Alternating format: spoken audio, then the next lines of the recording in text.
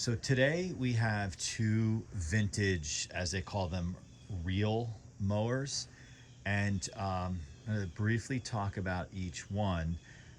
While we don't know a ton about these particular in terms of their history and how old they are, in general, I don't know a ton about these, other than my great aunt had one, and I remember being less than 10 years old to when I was 15 years old. She didn't have a lawnmower, but she was elderly and would have someone mow her lawn. But whenever I would go visit, she lived just outside of Philadelphia.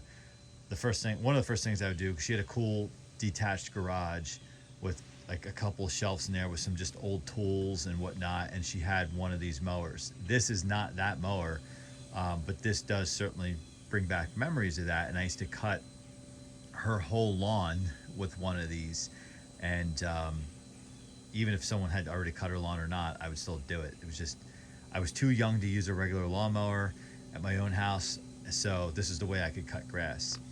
Anyway, the first one, which we'll take a look at, is this is branded, I believe, a Sears, and let me just get behind it. And I apologize for any camera work because we're like the tripod sitting out in the grass. So this is branded Sears, and it says it's 16 inches, right? So if you think about modern lawnmowers today, they are most of them today are 21-inch push mowers, gas or electric. Predominantly growing up in the 80s and 90s, a lot of them in my time were 22-inch, and some of the vintage ones we have here are 22-inch, but typically if you buy a push mower today, it's 21-inch. So really, 16 inches, you're at least down 5 inches if you're using something like this versus a regular traditional gas lawnmower. Now, we acquired this, I think, basically on the side of the road, and it was free, so we took it. Why not, right? And we decided to try to restore it, but keep it kind of original. For example, you'll see that the paint down by where it says Sears is, kind of blackened and maybe borderline dirty or just faded away.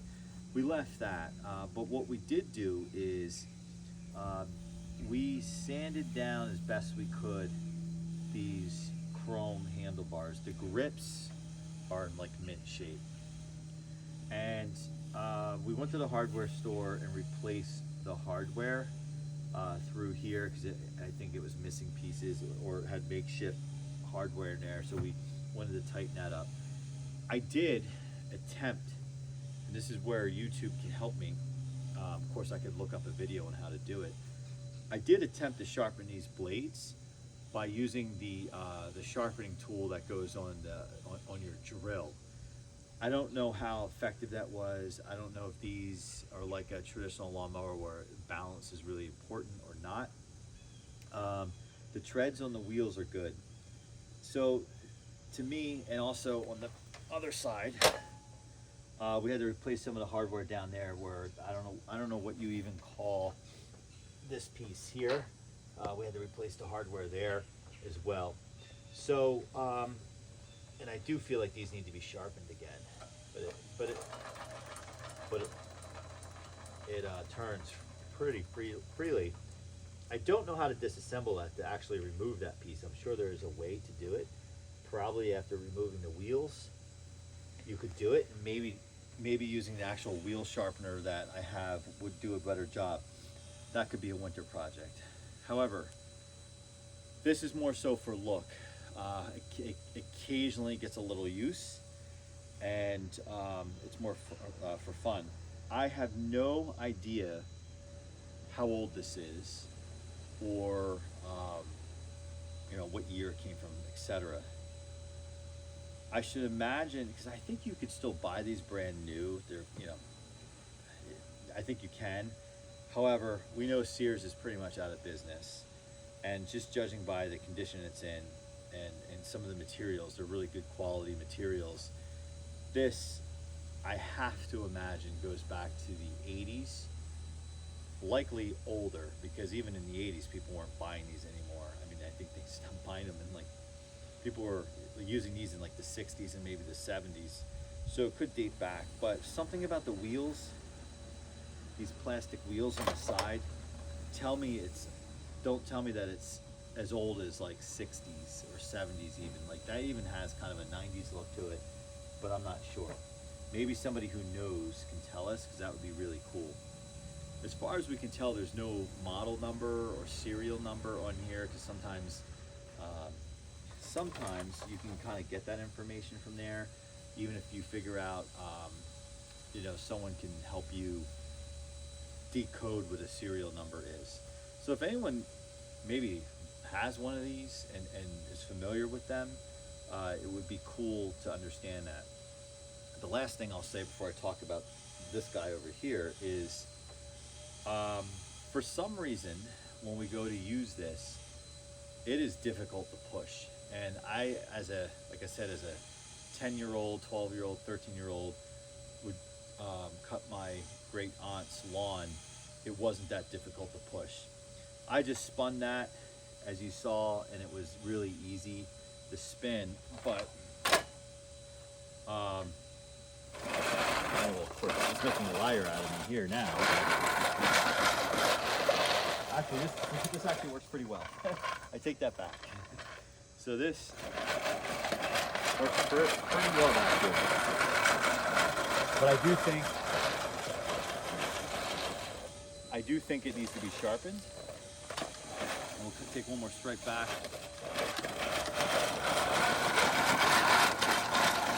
So, not bad, right?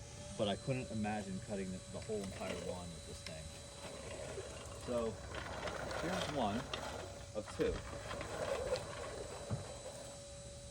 So, this was free, and it's kind of fun. It's a talking piece. Now here's this other piece, and you can see that it is propped up by this piece of wood here. This one was newly acquired, and I believe it is much older than that one. It also weighs a ton. This, I am guessing, at the newest is the 1970s, possibly. It could be 50s, 60s, 70s. It is wood. Wooden handle, solid wood. Solid, whatever you call this part. And then the rest is metal. These wheels, unlike the one I just showed you, look very 70s, 60s, 50s.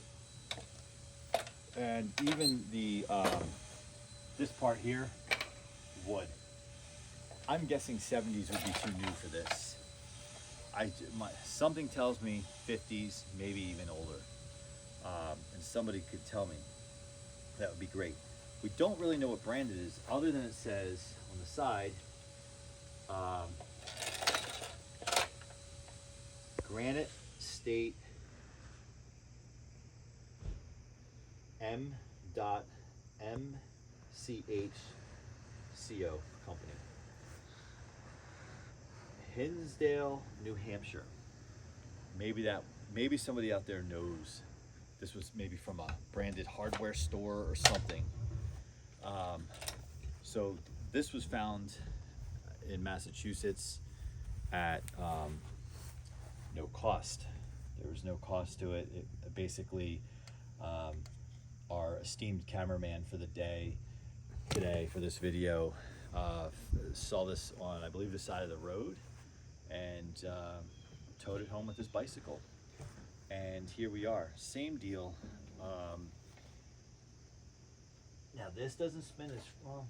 This doesn't spin like that other one does as freely, but this one I think needs a little work, which we haven't dove into because it's only been here for a week or two. These need to be sharpened. We will have to research on how to sharpen these because we sharpen those as well. These treads are interesting. They're metal. They're metal. It's interesting, that one, which I'm feeling more and more like it's a 90s product as I study this one more. I'm feeling like this is like a 40s, 50s, somewhere in there, maybe 60s. There's a metal placard here, but there's no way you can read it, unfortunately. It's all, well, I'm looking at it upside down, but if I maybe took a picture of it and zoomed in on it, we could discover a little bit more about its origins. So let's take this one for a spin. This is the one I think we struggled with pushing it. So I'm gonna try, and I'm a pretty strong guy, and I couldn't imagine. Yeah. There we go.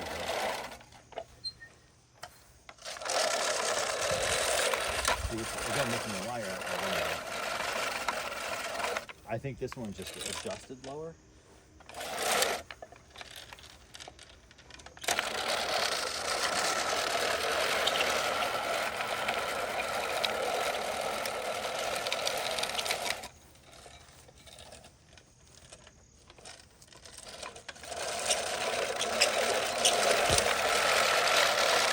Actually, it's working pretty well there. So both of them made a liar out of me, but maybe it has to do with the taller grass. So there you have it.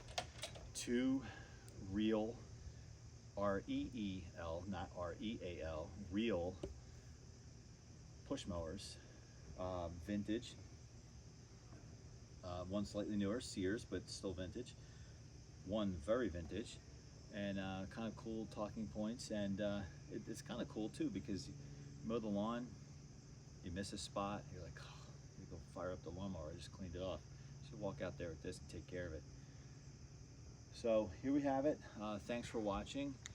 Make sure you like, subscribe. If you're into lawnmowers, this is our first and only real lawnmowers, but we do have push mowers on the channel. At least one more to come for the channel to talk about, which is another vintage one. So thanks for watching, and see you next time.